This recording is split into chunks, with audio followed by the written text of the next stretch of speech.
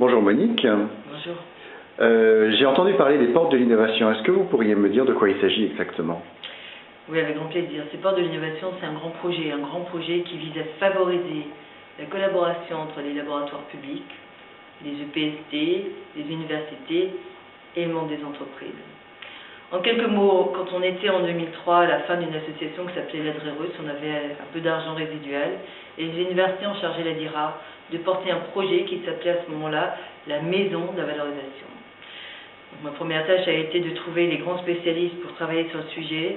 On a créé avec l'ancien des 2RT et le président aujourd'hui de Louis Pasteur un petit comité de pilotage.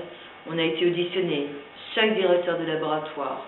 On a été avec la Chambre de commerce mener une enquête auprès d'une soixantaine d'entreprises pour savoir comment elles travaillaient les unes avec les autres. Est-ce que les entreprises connaissaient les laboratoires? Est-ce que les entreprises avaient une bonne connaissance de la richesse scientifique locale? Et on s'est rendu compte que même les plus grosses, si elles avaient des outils web et toute une série d'outils de veille qui leur permettaient de connaître l'offre scientifique au niveau national, peu d'outils leur permettaient de localiser ce que nous avions ici en recherche en région. Les entreprises avaient donc une attente qui n'était pas celle des offreurs de sciences que nous avons qualifiées l'ensemble du monde scientifique. Les entreprises ont des attentes en matière de proactivité. Est-ce qu'il y a des projets de recherche particulièrement intéressants qui peuvent m'intéresser? Est-ce qu'il y a des programmes européens sur lesquels je pourrais me brancher? Est-ce qu'on peut s'assurer de la confidentialité quand je travaille avec un laboratoire? Est-ce que je peux avoir une traçabilité de mes engagements? Les laboratoires, quant à eux, avaient un souci qui était d'ordre marketing. Comment est-ce qu'on présente une offre scientifique? Comment est-ce qu'on peut également aller au-devant des entreprises?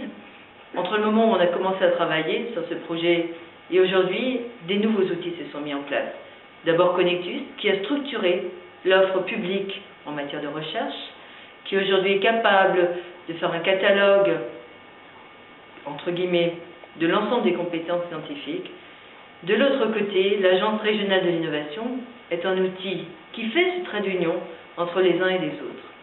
On a souhaité développer ce projet de porte de l'innovation qui s'articule autour de Connectus d'une part, de l'Agence régionale de l'innovation d'autre part, réunissant l'ensemble des acteurs qui sont dans les entreprises d'une part, qui s'attachent à valoriser et à faire savoir quelles sont les compétences dans les laboratoires, dans les centres de recherche, accompagné des structures de valo elles-mêmes. L'ULP envisage de s'y localiser, les structures de valorisation de l'INSERM, du CNRS seront présentes à temps partiel.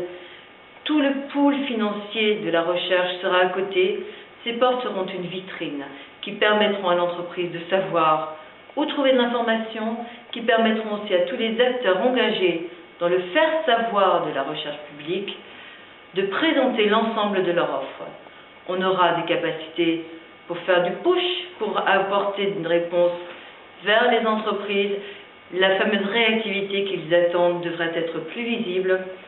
Et nous espérons qu'en favorisant la cohabitation des uns et des autres avec des cultures différentes, les attentes de la recherche publique ne sont pas les attentes des entreprises.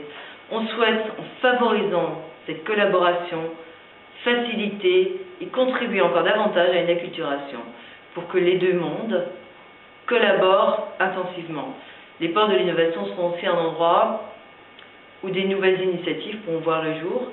On n'est pas à l'abri de bonnes idées et je crois que de réfléchir à plusieurs têtes à un même objectif devrait nous permettre de trouver des trucs sympas. Merci Monique. Merci. Ça tient là-haut? Ah ouais, super bien. D'ailleurs, on va voir, hein, s'il n'a rien entendu. Je suis pas revenu exprès pour ça, je me donnerai C'était un peu plus concis pour le premier intervention. Mais c'était bien quand même. Parce que pour un podcast, pour le podcast, c'est bien. C'était le bon Sans tous les soucis qui sont réapparus dans la construction.